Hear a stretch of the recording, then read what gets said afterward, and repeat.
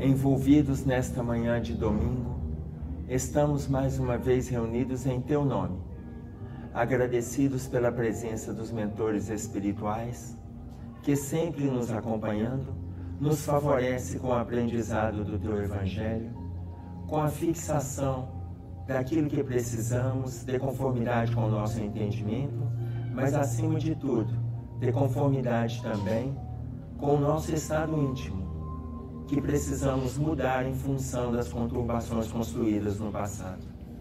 Agradecido, Senhor, com a saúde que nos oferece, para buscarmos de forma aprimorada, sermos trabalhadores fiéis da Tua seara. Que a Tua paz esteja no nosso ambiente, que alimente os nossos movimentos de luta, de trabalho e de esforço. Fique conosco, que assim seja.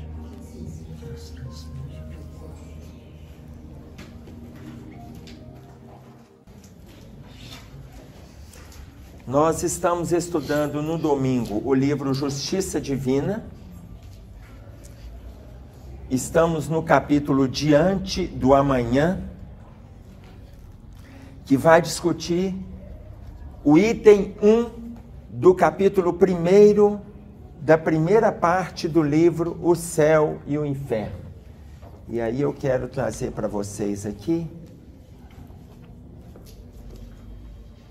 a primeira parte do capítulo 1 se chama O Porvir e o Nada.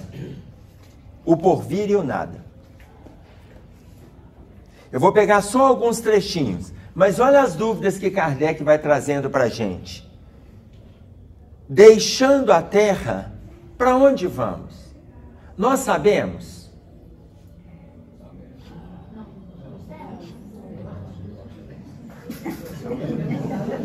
Vocês estão na dúvida, né? Mais ou menos. Tem os locais que a gente gostaria, tem aqueles que a gente já sabe que vai, e tem outros que a gente detestaria ir. Tem ou não tem? Pelo menos esses três, tá claro? Tá claro, ok. Olhem as questões. Deixando a Terra, para onde vamos? Que seremos após a morte? Estaremos melhor ou pior? Estaremos melhor ou pior?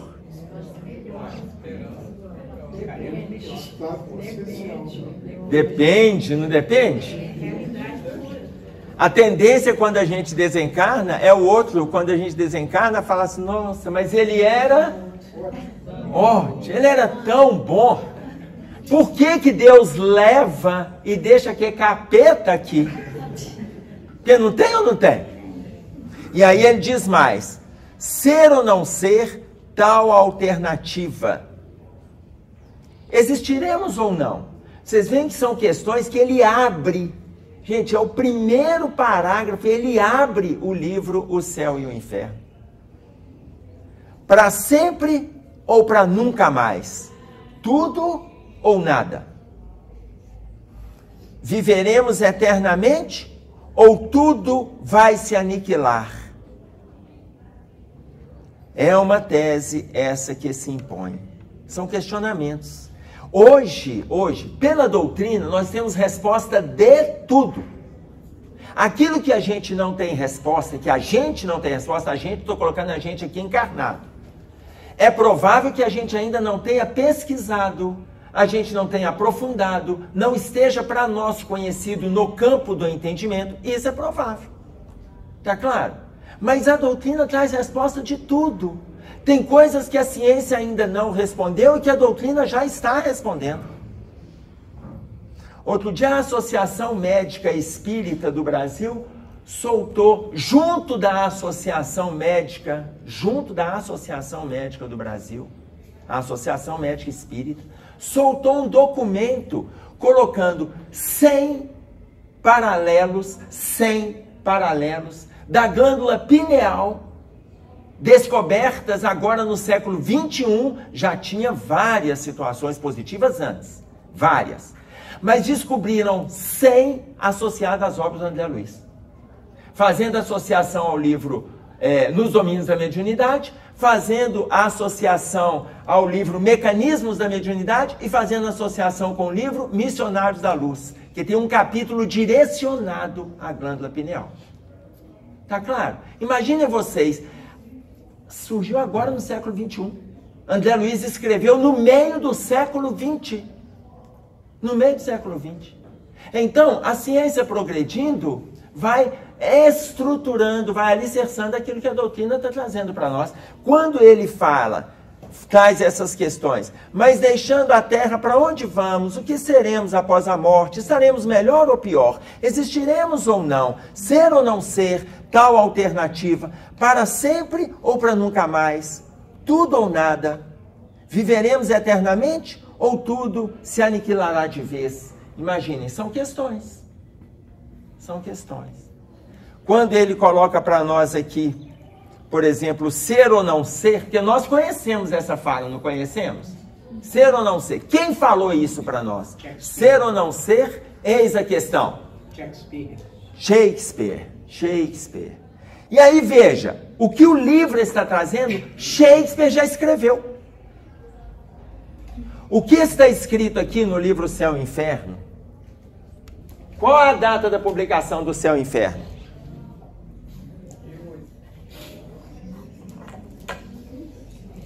Não acredito. Então, peraí, vou começar de novo. Peraí. Não vale colar. Cleide, não vale colar. Cleide, quando o professor toma a prova de quem está colando, é 0. Eu não sei se você lembra, mas é 0, tá? Deixa eu avisar que é 0 para você ter noção. Vão por partes. Vão por partes. Ok, Livro dos Espíritos, quando? 14 de abril de 1857. 1857, Livro dos Espíritos. Depois do Livro dos Espíritos vem qual? Livro dos Médiuns. Médiuns. O Livro dos Médiuns. Quando? 1861. 1861. Depois do Livro dos Médiuns vem qual? Evangelho.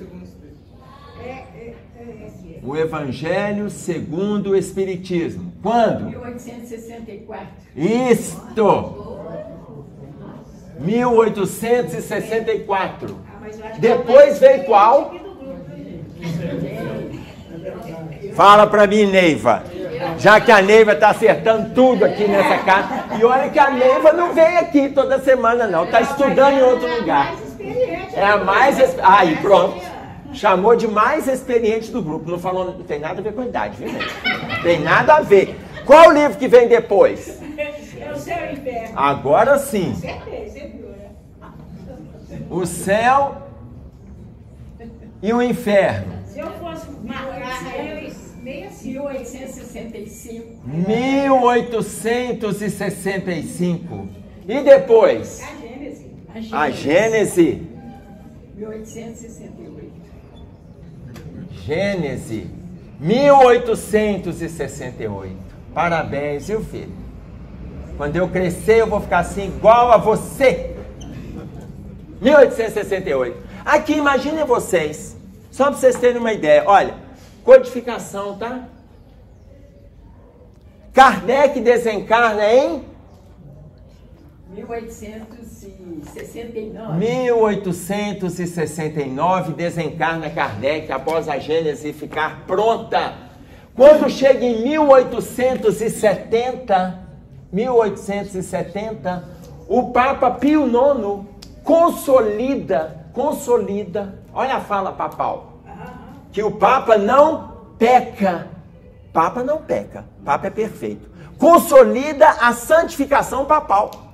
Em 1870, o Papa consolida que o Papa é santo. O Papa é santo. Inclusive no livro A Caminho da Luz, Emmanuel faz uma colocação sobre essa fala, esse texto do Papa Pio IX. Isso foi no Concílio de Vaticano que aconteceu entre 1869 e 1870. Nesse miolo aqui, ó. Desencarna Kardec, vem a consolidação da infalibilidade papal.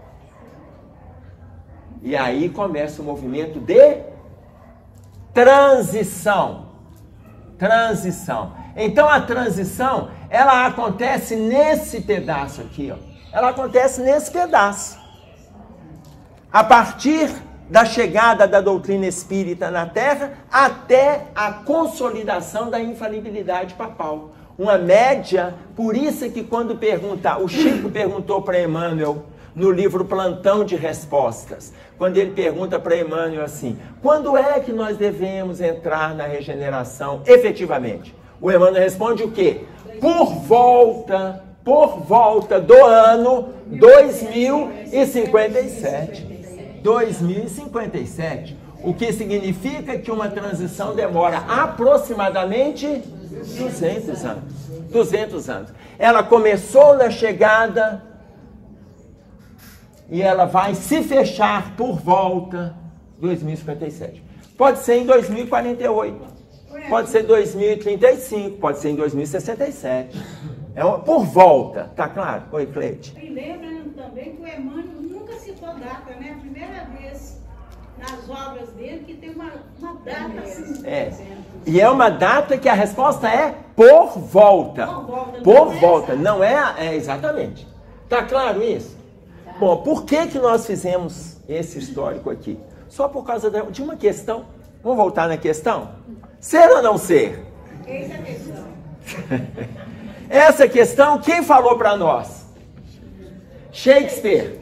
Shakespeare, ele fez várias, ele é um dos grandes escritores de peças na Inglaterra. Entre as várias, ele escreve Hamlet. Hamlet, que ele escreve entre 1500. Quem sabe? Agora não, né? Também demais, né? Você nem deu a matéria.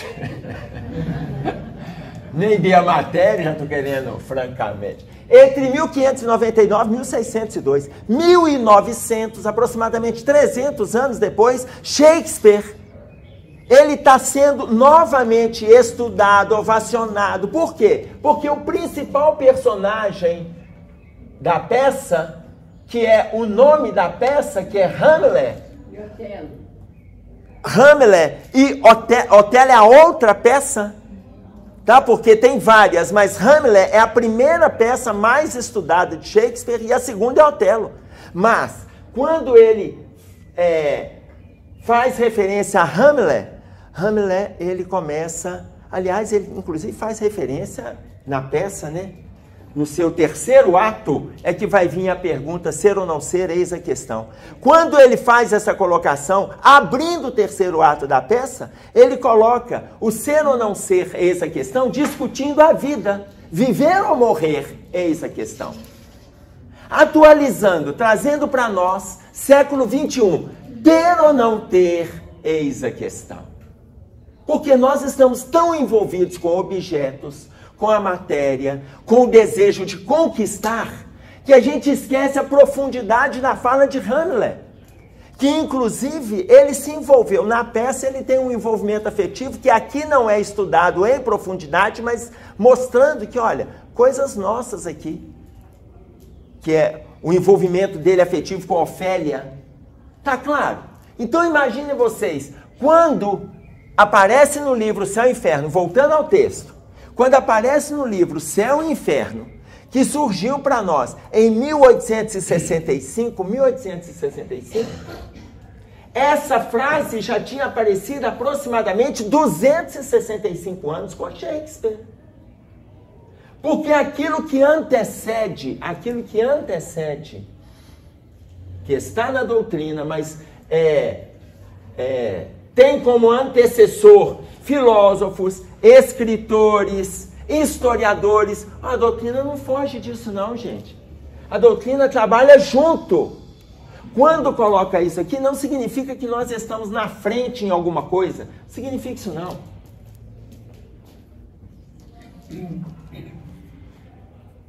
Vamos pegar aqui. O Papa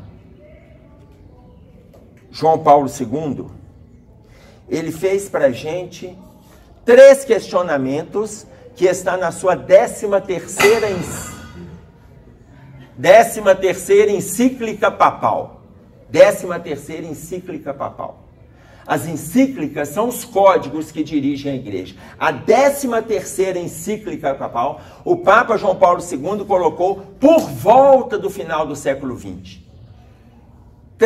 Para nós fazermos 3 questionamentos. Nós, os católicos, nós todos, é para fazermos esse questionamento. Os católicos, os protestantes, os espíritos, os viventes, está na terra? Questiona. Qual questão que ele pede? Aliás, quais questões que ele pede? Atenção. De onde viemos? Para onde vamos? E por que nós estamos aqui na terra? Guardaram as questões? Qual que é a primeira? É para falar a todo mundo. A segunda? A terceira?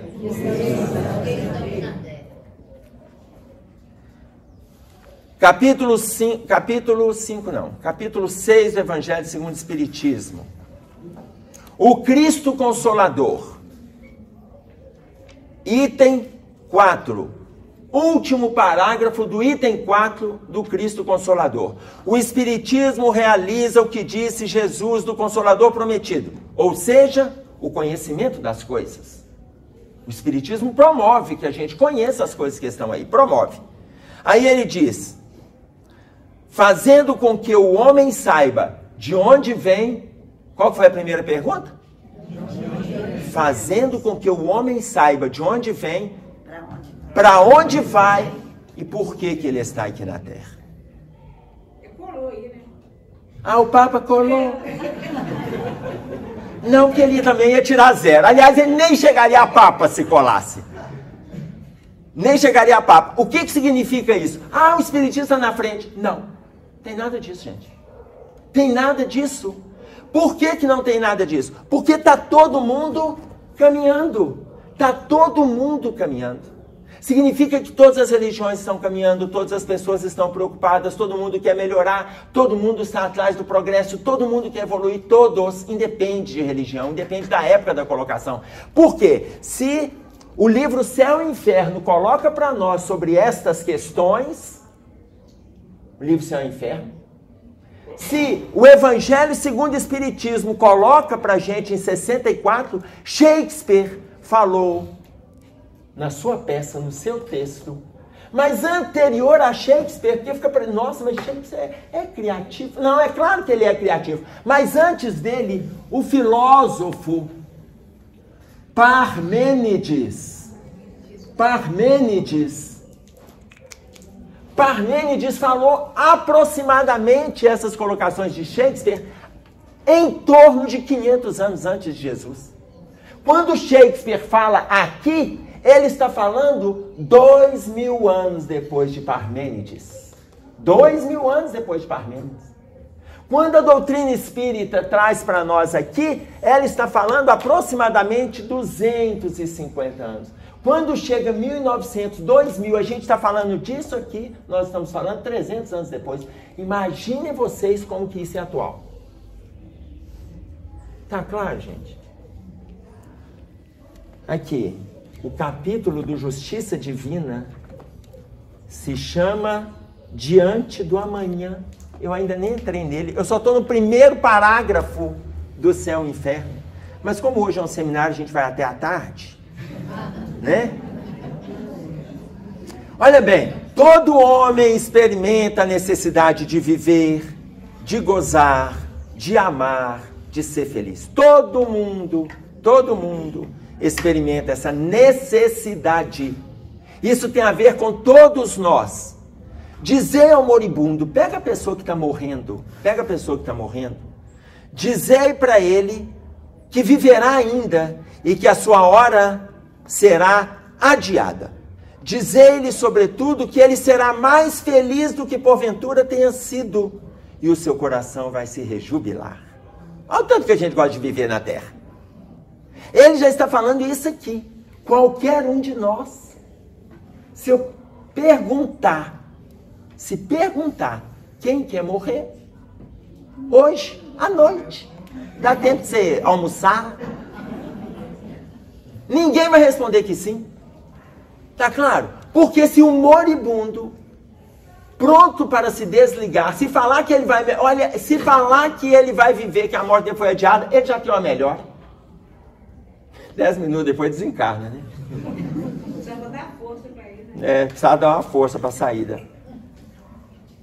Então ele vai descrevendo sobre isso para nós e ele diz assim: mas de que serviriam essas aspirações de felicidade se um leve sopro pudesse dissipá-las?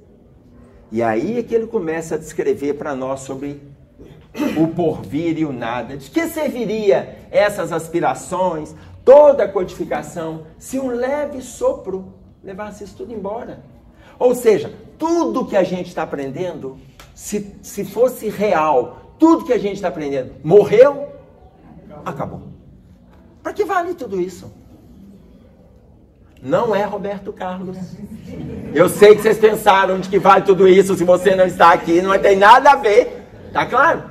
De que vale isso tudo que a gente está fazendo, estudando, aprimorando, divulgando, conhecendo, lutando, experimentando, de que vale tudo isso se desencarna e acabou? Não valeria nada. Agora, pegando a gente aqui, hoje, gente, imaginem vocês quantos séculos a gente não atribuiu à vida eterna. Porque a gente está aqui hoje, estudando isso que a gente já deve ter escutado 3, 5, 8, 15 séculos atrás. Se eu faço referência a Parmênides, eu estou falando de 20 séculos atrás. Aliás, 25 séculos. Estou falando de 500 anos antes de Jesus. Olha, muitos de nós já escutamos um monte de coisa. A gente só não fez. Hoje a gente está aqui estudando as mesmas que a gente já estudou. E hoje a gente vê sentido. Hoje a gente vê sentido. O que a gente não viu lá atrás. Tá claro? E aí, olha só as preocupações nossas. Diante do amanhã, compreendemos todos os seus cuidados no mundo, assegurando a sua tranquilidade. Olha o Emmanuel, ele conversando conosco na Terra. Tá claro? Conversando com a gente aqui. Compreendemos todos os teus cuidados no mundo, assegurando a tua tranquilidade. Organizas com esmero a casa em que vives. Organizamos ou não? A nossa casa. Muito legal, porque a igreja lançou uma campanha, não sei se foi em 2020, 2021, falando disso, né? Falando da terra como a nossa casa, na campanha da fraternidade. Para a gente cuidar do planeta como a gente, em defesa do meio ambiente, para a gente cuidar do planeta como a gente cuida da nossa casa. Isso, gente, associa a ideia que Emmanuel está trazendo aqui. Porque a espiritualidade sabe como que a gente cuida da nossa casa, como que a gente esmera. Proteges as vantagens imediatas da parentela, o cuidado que a gente tem com as pessoas, principalmente consanguíneas. Preservas apaixonadamente a segurança dos filhos, preocupação que a gente tem. E olha, preservas apaixonadamente a segurança dos filhos. Atendes com extremado carinho ao teu grupo social. Valorizas o que possuis. Todos fazemos isso, tá? Arranjas habilmente o leito calmo. Selecionas com fino gosto os pratos do teu dia. Defendes a melhoria das tuas rendas. Aspiras a conquistar um salário mais amplo. Garantes o teu direito à frente dos tribunais. Vasculhas avidamente o noticiário do que vai pelo mundo. Sabes procurar com pontualidade e respeito os serviços do médico e os préstimos do dentista. Marcas horário para o cabeleireiro. Tem muita gente aqui. Hoje tem mais mulher que homem, né? Marcas horário para o cabeleireiro. Olha, ele não está pegando tudo do dia a dia nosso, tá? Escolhes com devoção o filme que mais te agrada. Examinas a moda, ainda mesmo com simplicidade e moderação, como quem obedece à força de um ritual. Discutes veemente o serviço público, questiona os sucessos políticos, tenta de maneira instintiva influenciar opiniões e influenciar pessoas. Desvela-te em atrair a simpatia dos companheiros. Observa a cada instante as condições do tempo, como se trouxesses obrigatoriamente um barômetro na cabeça. Enfim, só coisas do dia a dia. Olha, o que a gente mais escutou essa semana? Você cumprimentava alguém, o que você mais escutou? Hã? Nó, que calor, hein? Aí que você cumprimentava. Você não sabia se a pessoa estava elogiando, se ela estava reclamando, se ela estava difamando a providência divina? Tá claro? Era o que a gente mais escutou. E o que ele coloca? É como se a gente andasse com um instrumento de medição. Porque para nós tudo é motivo, mas isso é só coisas do dia a dia. Até aqui tá tranquilo, não tá? Pegou todo mundo? Tem alguém que não se encaixou em nenhum desses dizeres? Pegou todo mundo? Tudo isso, meu irmão da terra, é compreensível. Tudo isso é preocupação natural da existência. Compreensível. Tem alguma coisa errada nisso? De forma nenhuma. Tudo isso é preocupação do dia a dia. Se você preocupar com o alimento, preocupar com a moda, preocupar com a sua casa, com o leito, com mudança, em ganhar dinheiro, em trabalhar, tudo isso é preocupação do dia a dia. Preocupar se vai chover, se não vai chover, se você leva blusa, tudo do dia a dia. Porém, o livro dos Espíritos, ele pergunta para nós, no livro dos Espíritos, a pergunta 719. Merece censura o homem por procurar o bem-estar? Merece? Podemos?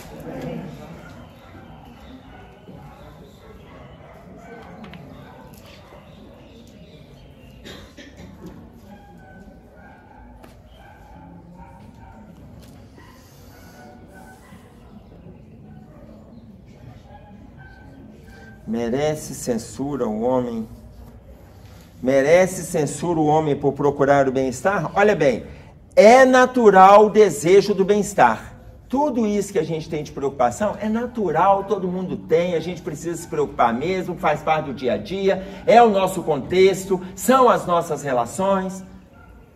É natural o desejo do bem-estar. Deus só proíbe o abuso por ser contrário à conservação. Porque está dentro de lei de conservação. Deus proíbe o abuso. Quando a pessoa sai do caminho da busca para o excesso, Deus não favorece. A pessoa pode se favorecer. Pode inclusive alimentar posturas egoísticas. E lá na frente ela pensar apenas nela. Pode. Não que Deus favoreça. Tá claro? Deus só proíbe o abuso por ser contrário à conservação. Ele não condena a procura do bem-estar, desde que não seja conseguida à custa de outrem e não venha diminuir-vos nem as vossas forças físicas, nem as vossas forças morais. Só proíbe o abuso. Agora, como saber se a gente está envolvido com o abuso ou não? Como saber? Aliás, eu pergunto para vocês, como saber? Como é que eu sei se eu estou no campo do abuso ou não? Se eu estou lesando outra pessoa, já me dá um norte, não dá? O que mais? Porque tem hora que a gente também lesa e lá no fundo a gente acha o quê? A consciência não fala. Pois é, e se a minha consciência não falar, é isso que eu quero dizer. E se ela não disser nada? Porque às vezes eu nem acho que eu estou lesando. Não, mas eu preciso mesmo. Porque o ganancioso, ele precisa mesmo, na cabeça dele. E agora eu quero fazer uma distinção para vocês entre o ganancioso e o ambicioso. Ah, mas é a mesma coisa? Não são a mesma coisa. Nós latinos, nós brasileiros, não vou nem falar latinos, não. Porque do latim, a palavra ambição não tem o mesmo significado da palavra ganância. Nós que fizemos a redundância e colocamos como se fosse a mesma coisa. Por quê? Porque a ambição original do latim, os britânicos utilizam, os americanos utilizam, que é crescer, crescer, crescer e beneficiar. crescer e beneficiar, crescer e abrir empresa, crescer e empregar, crescer e ajudar famílias, crescer e ajudar instituições. Isso é ambição. É ótimo se o país fosse construído por empresários ambiciosos. Seria ótimo. Por quê? Porque estaria todo mundo crescendo. Isso é ambição. Mas nós trouxemos a ambição como algo negativo. Trouxemos como sinônimo da ambição a ganância. E o ganancioso, ele cresce, cresce, cresce. Depois que ele tiver... Aí ele continua crescendo, crescendo, crescendo. Aí depois ele acha que precisa de mais e cresce, cresce, cresce. Isso é ganancioso.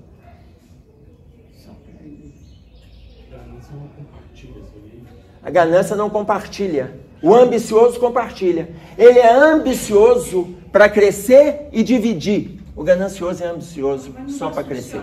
Também, no Aurélio, vai trazer de ambição, porque a gente entende essa palavra equivocadamente. Sim. Mas no dicionário também está equivocado. Sim, porque está trazendo de conformidade com o nosso entendimento e não na origem. Então tá. Não na origem. Tá claro? Você vê que, mas então a Aurélia equivocou. Ele está trazendo de conformidade com o nosso entendimento, gente. Vou pegar um exemplo simples. Vocês conhecem o grande escritor Ariano? Sim. Suassuna? Sim. Ariano Suassuna.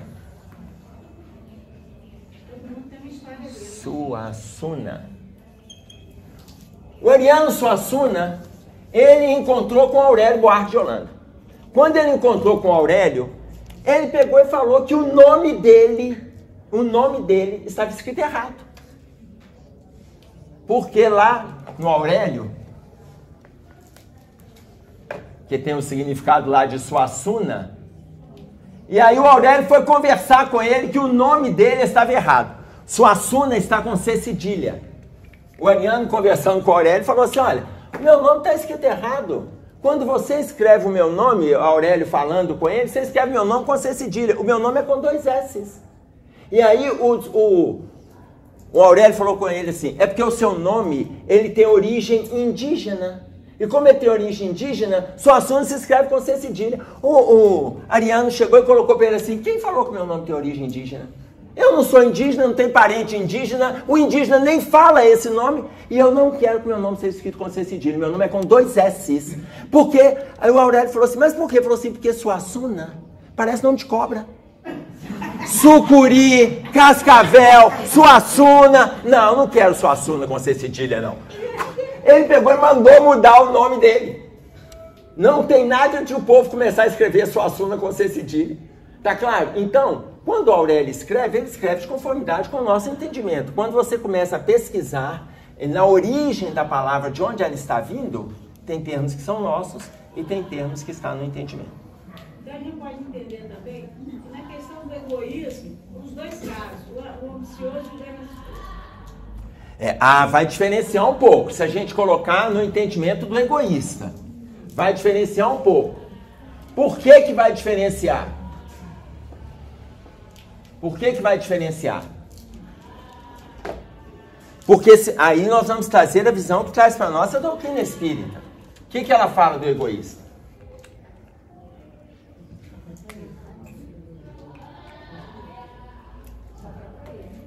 Então não vou falar do egoísmo. Vou falar daqui a pouquinho. Vamos falar dos desvalores. A gente tem desvalores? Vocês têm? Não, perguntando se vocês têm, né, gente? Vocês têm desvalores? Olha aqui. Vou trazer essa informação que a Cleide está colocando aqui para nós. Olha bem. Dentro do livro Justiça Divina.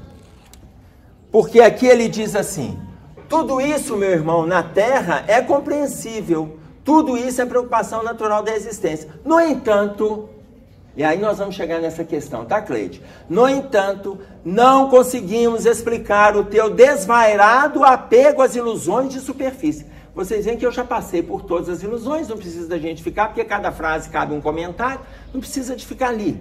Mas olha, no entanto, não conseguimos nós espíritos, que ele está falando dele aqui, não conseguimos explicar o teu desvairado apego às ilusões de superfície. nem entendemos porque não dedicas alguns minutos de cada dia, de cada semana ou de cada mês a refletir na transitoriedade dos recursos humanos, reconhecendo que nada levarás materialmente do plano físico, tanto quanto afora os bens do espírito, nada trouxestes ao pousar nele. Ele não entende por que a gente está preocupado com todos esses cuidados no campo material e a gente não se dedica o mínimo para um crescimento espiritual. Aí, veja, se nós temos dificuldades, volto na pergunta da Cleide. Ela perguntou se poderíamos colocar de forma similar o egoísmo com a ambição. Porque quando a gente fala de desvalores, imagine, quero construir com vocês aqui o que já fizemos em outros momentos para a gente relembrar. Pense numa dificuldade que você tem, só uma, gente. Todo mundo falando de uma vez assim, eu me perco. Ciúmes. Você é ciumenta, minha filha? Misericórdia. A primeira que fala é a filha da gente ainda. Ciúme. Outra dificuldade. Olha, quem falar, gente, é para falar só uma. Não precisa fazer um rosário de flagelo, não, tá? Pense uma dificuldade que você tem. Raiva. Quem falou raiva? Você é raivosa? Por isso que o povo não fala, porque eu vou perguntar. Mas essa pessoa está falando, tá bom, então peraí. Olha, não preciso falar de vocês mais não. Olha pro seu marido, olha pro seu filho. Porque Jesus falou que a gente vê no outro. A gente não vê o cisco no nosso, não vê a trave no nosso e vê o cisco no outro. Ok, olha pro seu parente, olha para quem está dentro da sua casa.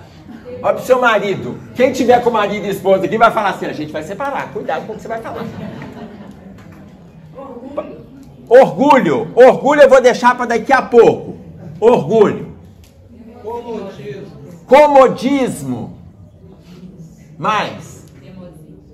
Teimosia. Vaidade. Preguiça. Impaciência. Má vontade. Inveja.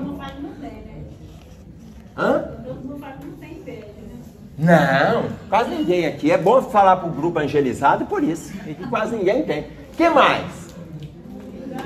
Vingança. Preconceito.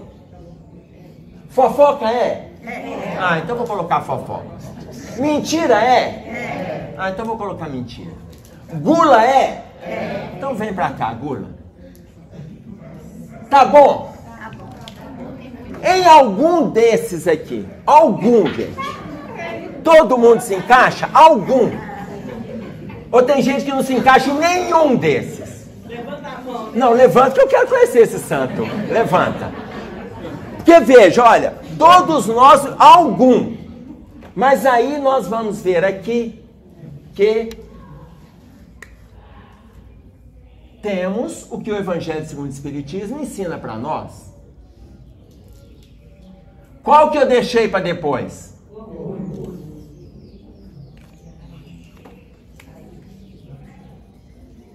Deixei para depois o orgulho. E aí o que o Evangelho ensina para nós?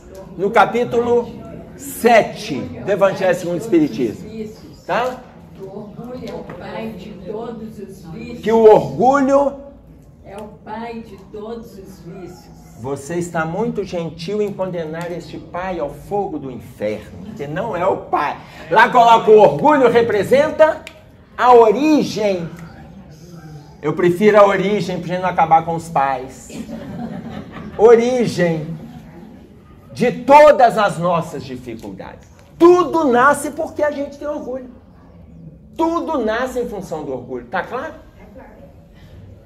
Aí, do orgulho nasce, aí é que chega a resposta da Cleide. Do orgulho nasce o egoísmo. No capítulo 11 do Evangelho segundo o Espiritismo, mostra para nós O egoísmo, no item 11. No capítulo 7, no item 11, mostra o orgulho como origem. O orgulho, a origem de todos os males. Se o orgulho é a origem de todos os males, ele é a raiz. No egoísmo mostra assim, filho do orgulho. Filho, então ele é o tronco. Se ele é filho, tudo nasce a partir do egoísmo.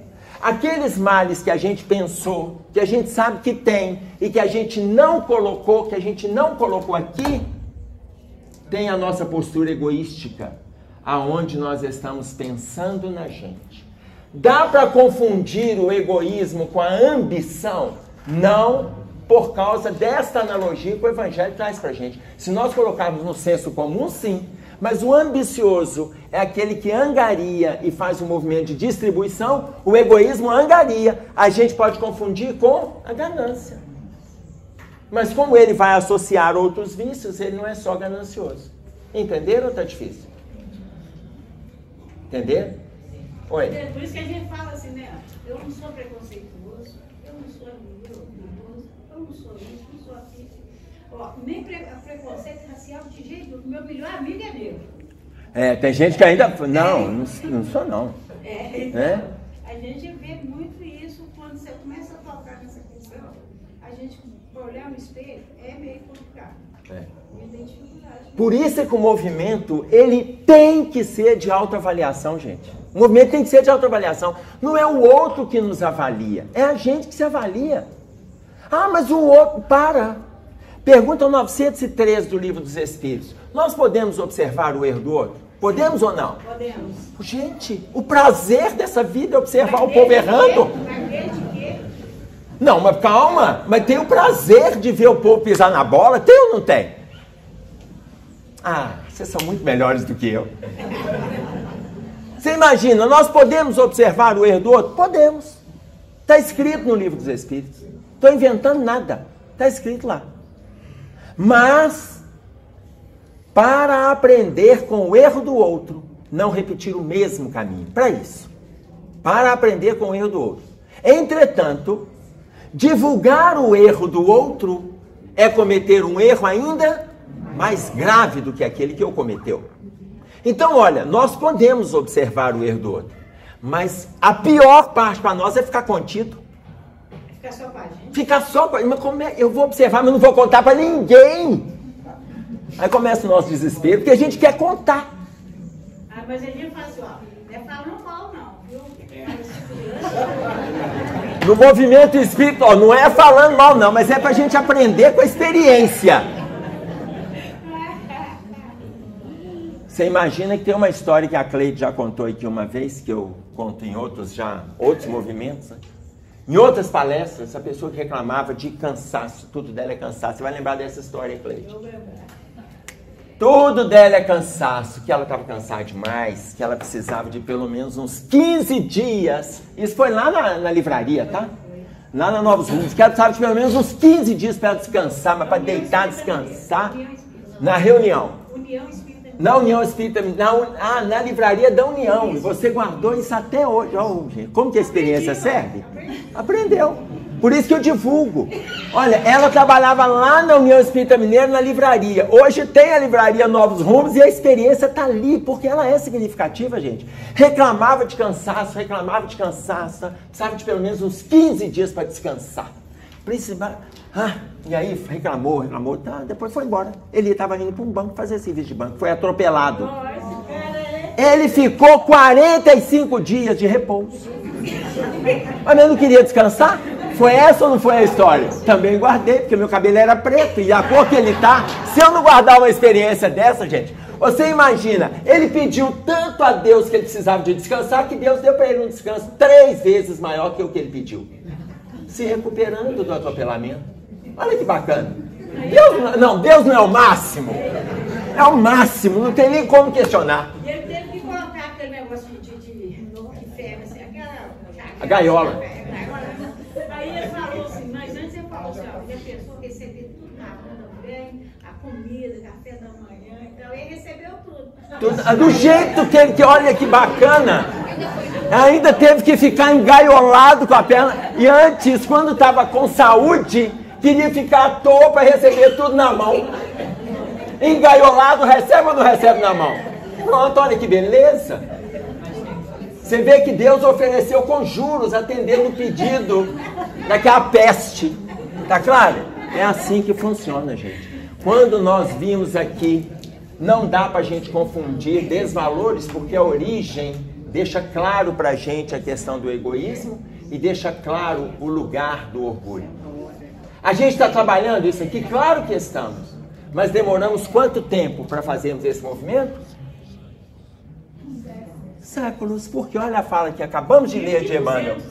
Como que a gente passa a encarnação preocupado com o bem-estar na casa, da família, do passeio, da viagem, das contas, do cabelo, do corpo, da roupa, da moda, da saúde, da alimentação. A gente está preocupado com tudo. E não tiramos um momento na semana, um momento, ele não fala, ele fala algumas horas do dia. Do dia. Depois ele amplia da semana. Aí ele amplia do mês. A gente passa a encarnação aqui vazio de valores espirituais. Oi, Larissa? Eu tenho uma certa dificuldade para diferenciar, porque quando fala que o egoísmo é filho do orgulho, como que a gente pode distinguir os dois enquanto... Porque na minha cabeça ainda é muito... Como todo filho tem um pouco do pai, como que a gente... Alguma relação direta? Mas, como que a gente pode distinguir os dois, assim? Como... Essa foi boa. Essa eu vou contar também. Essa também você vai contar. Você imagina, como que a gente faz para distinguir um do outro? Como que a gente faz? Sabe como é que a gente faz? Eu não sei não. Eu não sei não. Eu vou contar essa parte. Pode contar tudo. Eu não sei diferenciar um do outro. Eu sei que eu preciso trabalhar este, preciso trabalhar este, preciso trabalhar este, até que eu atinja este. Aqui, Emerson. Eu não tenho como começar a trabalhar do orgulho se eu sei que eu guardo o preconceito. Eu não tenho como trabalhar o orgulho se na hora que eu assento numa mesa, eu não respeito a necessidade do alimento. Eu excedo na necessidade do alimento. Eu não sei trabalhar.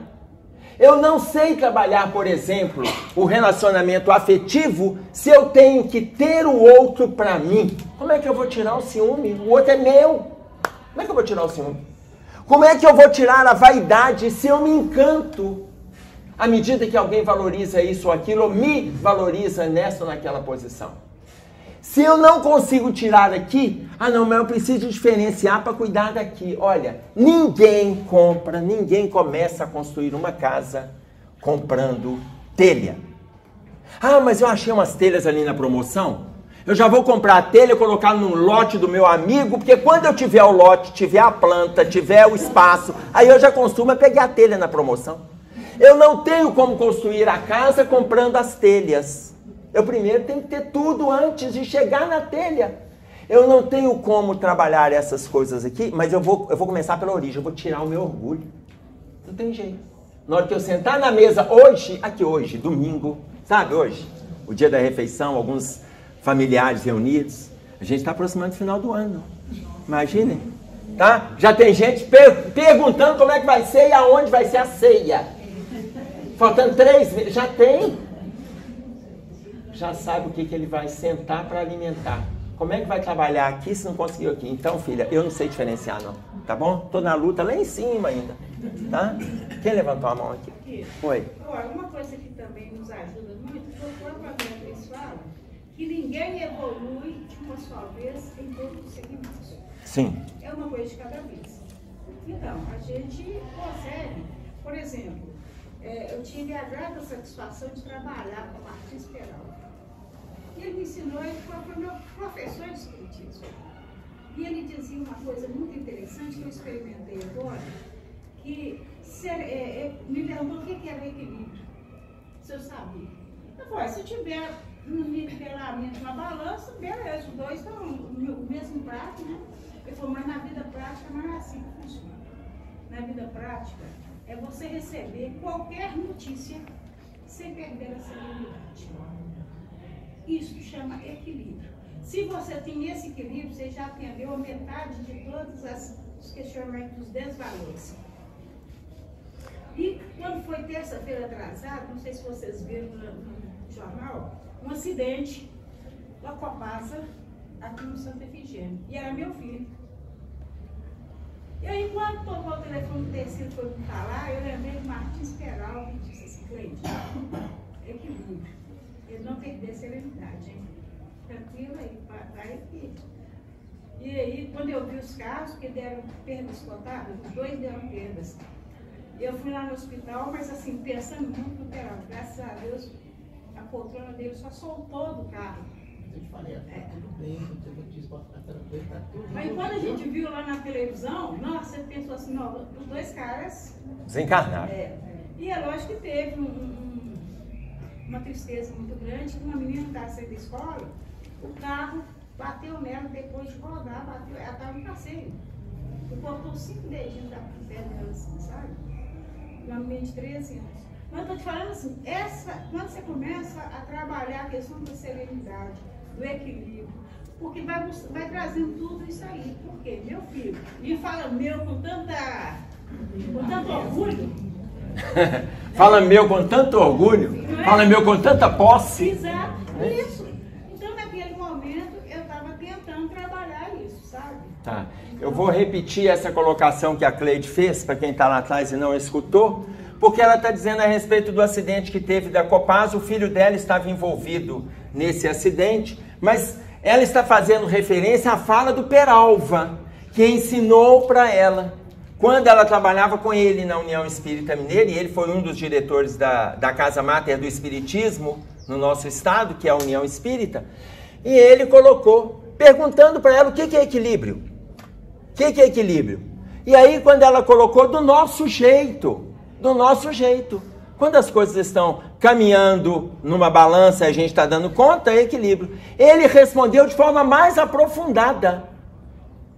O que ele responde? Equilíbrio, você consegue saber se está ou não. Quando qualquer notícia que te chega, não importa como chega, de quem chega, não importa. Você consegue receber essa notícia com serenidade. Isso é equilíbrio. E ela lembrou disso, gente, essa fala dela em relacionado com Peralva tem mais de 30 anos. Porque tem mais de 30 que ele retornou ao plano espiritual. Tem mais de 30 anos que o Peralva já retornou. Mas eu acho que 15 anos. Eu trabalhei com ele 12. Ele desencarnou antes só nós. Você tá pondo eu mais velho. Eu estou pondo você mais velho. Você está me enganando com as cirurgias que você fez. Então você imagina, tem essa informação guardada, o que é serenidade? Serenidade é quando você consegue receber qualquer notícia sem se desequilibrar. O que é equilíbrio? Aliás, a pergunta é, o que é equilíbrio? Quando você consegue receber com serenidade qualquer notícia sem se desequilibrar, sem alterar o seu estado de ânimo, sem se apavorar, sem ficar ansioso, sem se desesperar, sem agredir terceiros que estão envolvidos, sem mudar o seu humor, sem nada disso. Isso é serenidade. Aí a gente começa a entender se nós somos ou não serenos. E aí a Cleide traz essa observação. Assim nós poderemos trabalhar diversos desvalores que estão estruturando a nossa alma. Tá claro? Irineu, você levantou a mão? Levantei. Para tentar ajudar sobre o orgulho. Sim. A pessoa trabalha na casa espírita, ajuda todo mundo, trabalha lá França, a vida inteira. E aí, subitamente, tem um problema de saúde qualquer. E aí ela precisa ser ajudada. Porque agora ela não pode mais ajudar aquilo que ela fez a vida inteira. E aí ela tem dificuldade de receber essa ajuda. Aí está o... E aí, olha só, o Irineu está trazendo... O Irineu, ele está vindo de Manaus. Ele não veio para nos conhecer apenas. Ele veio para nos conhecer, já está morando aqui perto e se Deus quiser vai ficar. E ai de você que eu te busco em casa. Então vocês imaginem, olha o exemplo que ele está dando. É quando a gente faz, trabalha, ajuda, auxilia, acolhe, compreende, se solidariza. Só que chega um impedimento num determinado estágio da nossa vida, que agora é a hora da gente receber. Dependendo da forma que a gente recebe, a gente sabe se está valorizando o orgulho ou se a gente está valorizando o quê? A humildade. Ah, mas como é que eu vou saber se eu estou trabalhando essas coisas aqui? Porque tem coisa aqui, gente, olha no parágrafo seguinte. Ainda assim, não te convidamos à ideia obcecante da morte, porquanto a morte é sempre a vida em outra face. Desejamos tão somente destacar que, nessa ou naquela convicção, ninguém fugirá do porvir. Olha, ninguém fugirá do porvir, ainda que estejamos envolvidos com essa situação aqui. O que ele está trazendo para nós? A gente desencarna, teremos dificuldades. Se eu não trabalhar no movimento espírita, tem um tal do... eu vou deixar isso para outra encarnação, porque nessa encarnação não dou conta mais. Não. Nessa não... Aí a pessoa deixa, eu vou pegar um exemplo aqui. Ela deixa a teimosia para outra encarnação. Não trabalha não, vai deixando a teimosia. A teimosia vai amadurecendo, amadurecendo, amadurecendo. O que acontece com a teimosia? O fruto cai. O fruto cai. E aí aqui tem a teimosia. Olha, qual é a raiz da teimosia? Orgulho. Está aqui a raiz da teimosia. Claro que essa raiz vai dar origem a uma árvore. Qual é a árvore? Filho do orgulho. Egoísmo. Olha o egoísmo aqui. Olha o orgulho aqui. Tudo começou com a teimosia lá atrás. Que você resolveu, olha, nessa encarnação, eu não quero mexer com isso mais. Eu vou deixar para o futuro. Será que no futuro nós vamos ter as condições que temos hoje para trabalhar esses desvalores? Porque hoje a gente está lúcido, está consciente, a gente tem amigos, a gente tem envolvimentos.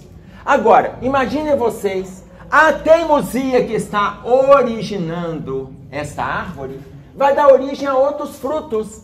Aí aparece a arrogância, aí aparece a impaciência, aí aparece a invigilância, aí aparece a irritabilidade, aí você fortalece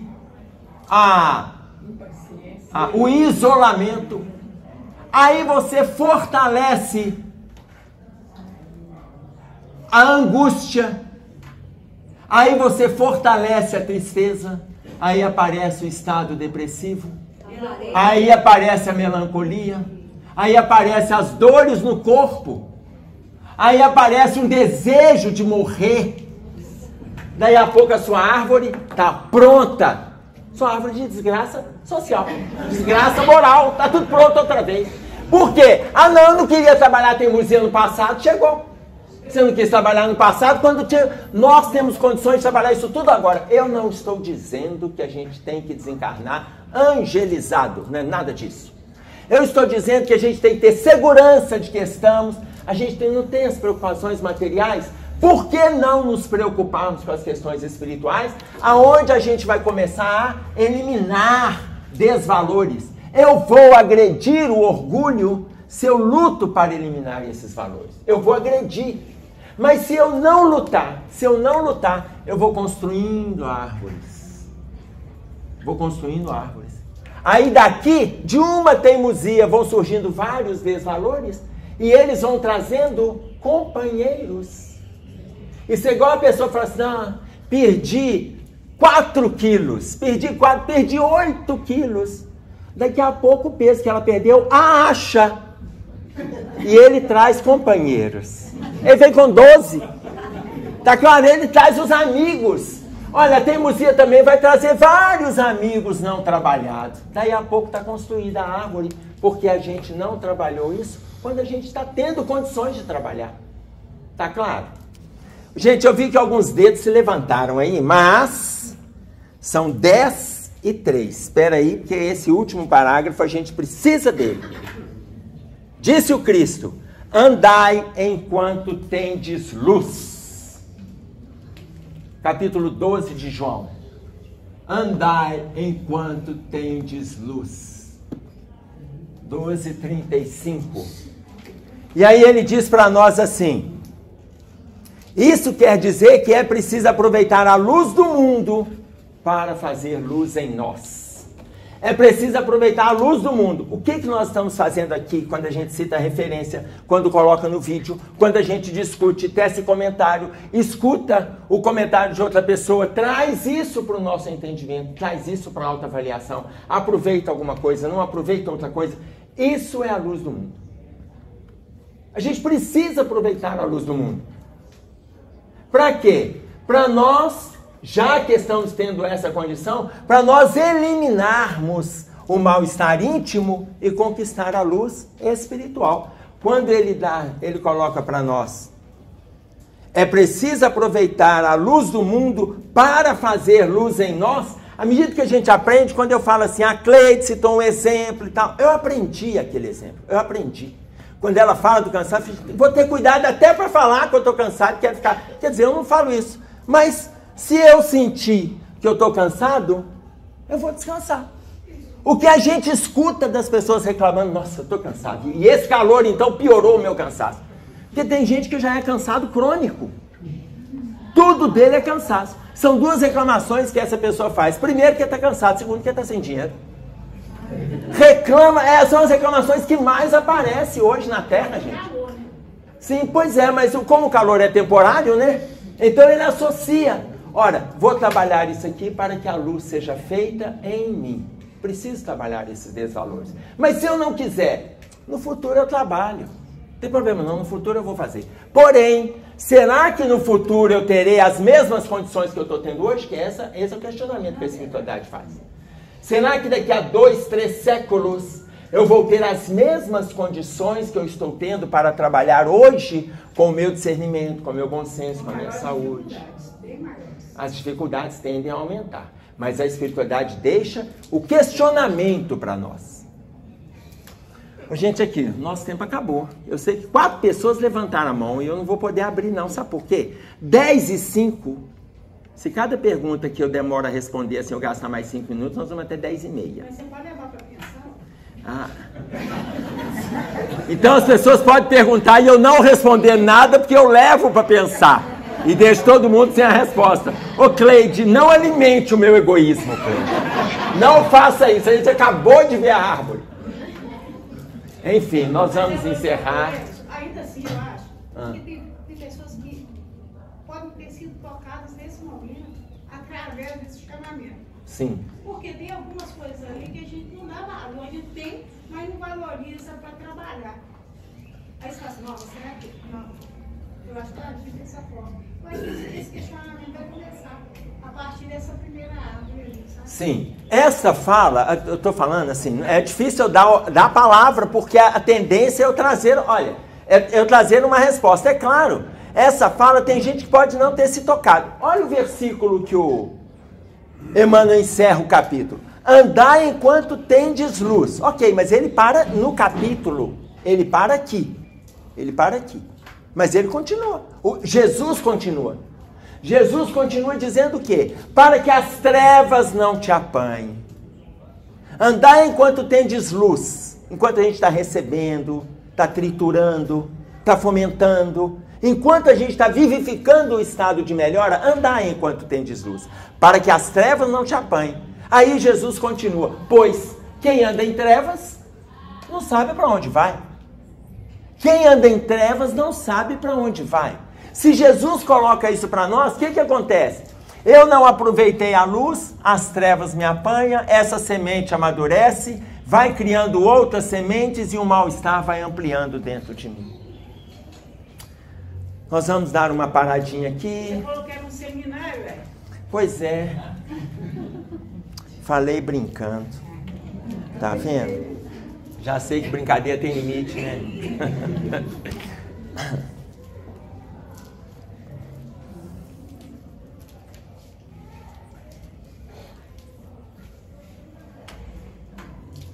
Nós vamos fazer a prece para a gente encerrar. A ideia, gente, nunca é esgotar o tema. Nunca. A ideia é a gente trazer pontos de reflexão. Eu espero que todos nós, à medida que a gente... Claro, se alguém tiver dúvida, a gente vai estar aqui no final. Mas eu espero que todos esses pontos por nós estejam sendo avaliados. Todos esses estejam sendo avaliados. Eu espero que a gente saia incomodado com tudo isso aqui. Que a gente saia incomodado. Que a gente não se contente. Lembrando a colocação de Rubem Alves, que desencarnou em 2014, quando ele coloca no livro dele, ostra feliz não produz pérola. Ostra feliz não produz pérola. Ou seja, se nós estamos infelizes com esses desvalores, é ótimo. Por quê? A pérola, ela surge a partir do incômodo da ostra. Quando a gente está incomodado, o que a ostra faz? Com um grão de areia que a perturba, que a incomoda, a ostra produz um produto que se chama madrepérola. Nós conhecemos com o nome de madrepérola, que vai envolvendo aquele grão, vai envolvendo, mas o nome daquele produto é nácar. Ela produz o nácar e vai envolvendo aquele grão para ela sair do incômodo. E sai uma joia. Imaginem vocês, se nós somos esta ostra, carregando desvalores, nós podemos produzir o nácar no nosso estado íntimo, envolver aquele mal-estar e produzir joias com os valores que estão chegando para nós. Eu vou agradecer a paciência de vocês, nós vamos fazer a nossa prece para a gente encerrar.